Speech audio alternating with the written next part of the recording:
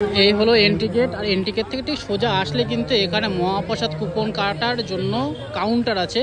এই কাউন্টারগুলোর কিন্তু টাইমিং আছে, সকাল 12টা টু 4টে PM। এখানে 40 টাকার, যার মধ্যে খাওয়া রয়েছে খিচুড়ি, অন্নবার সবজি, ডাল, সবজি, লাবড়া রয়েছে। আর এখানে একটা রয়েছে গীতা ভবন। এইখানে গীতা ভবনে কিন্তু একটু ভালো রকমের মানে খাওয়ার পাওয়া যায়। সবই মহাপ্রভু প্রসাদ। এখানে মহাপ্রসাদ কুপন পাওয়া যায়। এইগুলো হচ্ছে 3টে কাউন্টার। এই গেট রয়েছে, এই গেট দিয়ে ঢুকলে কিন্তু এই 3টে কাউন্টার পরপর রয়েছে। চলে এলাম মায়াপুরের ভেতরে। এখানে মন্দিরের টাইমিং সব দেওয়া রয়েছে। আর ওখান থেকে খাবারের কুপন পাওয়া যায়, এই জায়গাটাতে খাবারের কুপন পাওয়া যায়। এই ফাউন্টেনটা এখানকার বিশাল সুন্দর লাগছে মন্দিরের পাশে, এখান দিয়ে মনে যেতে হয়। এটাই নতুন তৈরি হচ্ছে, এখন তো তৈরি হয়ে ওঠেনি। তৈরি হয়ে উঠলে কিন্তু আরও বেশ সুন্দর লাগবে। একটা শান্তির পরিবেশ, ঠান্ডা ঠান্ডা হালকা ওয়েদার। মোবাইল আর জুতো এখানে রেখে দিতে হবে। কাউন্টার রয়েছে, ওদিকে মোবাইল কাউন্টার রয়েছে। তারপর এখানে ঢুকতে হবে। এই হচ্ছে মোবাইল রাখার বিল। মন্দির ভালো করে দর্শন করে আসলাম, মন্দিরটা এখানে রয়েছে, এখান দিয়ে ঢুকতে হয়। বেশ ভালো লাগলো। মন্দিরের ভেতরে তো মোবাইল অ্যালাউ নেই। যাই হোক, এখন একটু সামনের দিকে যাই, যেখানে কীর্তন টীর্তন হচ্ছে। আর এখানে কিন্তু প্রসাদও পাওয়া যায়।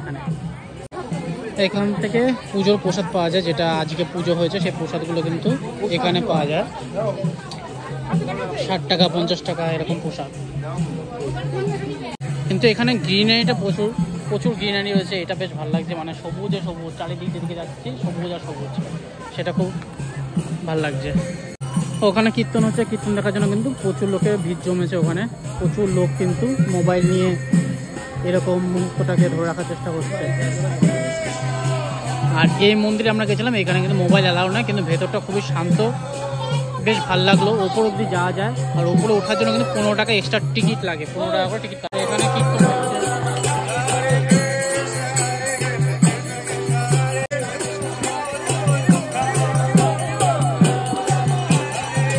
এইখানে কিন্তু অনেক কিছু দোকানপাটও রয়েছে, যেগুলো হাতে বানানো, সব গুরুকুল সব রয়েছে, করুণা কিচেন রয়েছে, অনেক কিছু দোকানপাটও রয়েছে কিন্তু এখানে দেখা যাচ্ছে। মায়াপুর থেকে ন্যায্য মূল্যে একটা টাটার জল কিনলাম, 20 টাকা নিল।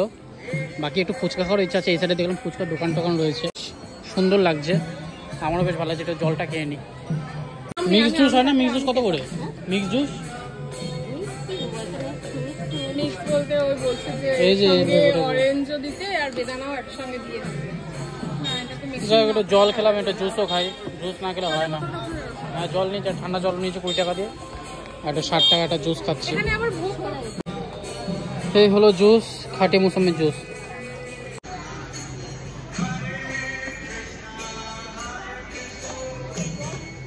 এখান দিয়ে ঢুকেছিলাম, তাই এখান দিয়ে এখন বেরোবো। এখান দিয়ে তো মন্দিরে যাওয়া যায়, বাকি এদিক দিয়ে বাইরে যাওয়া যায়। তাই তো এটা কতটা সুন্দর হচ্ছে, যখন নতুন তৈরি হয়ে যাবে যে কতটা সুন্দর লাগবে সেটাই ভাবছি। কতদিন লাগবে, অনেক বছরও টাইম লাগবে হয়তো। এখান দিয়ে ঢুকেছিলাম, আর এখান দিয়ে এবার বেরোবো। Entry point, out point. আর এখানে প্রত্যেকটা এই রাস্তা দিয়ে সোজা গেলে এখানে পরপর কিন্তু অনেক একটা দোকান রয়েছে, জাঙ্গো থেকে শুরু করে মিষ্টির দোকান।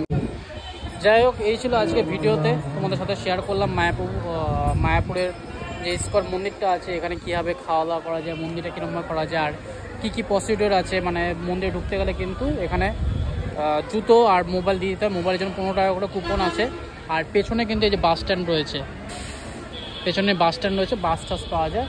যাই হোক, আজকে ব্লগটা আমি এখানে শেষ করছি, ভিডিওটা এখানে শেষ করছি। দেখা হবে নতুন একটা ভিডিওর সাথে। Tata, bye bye.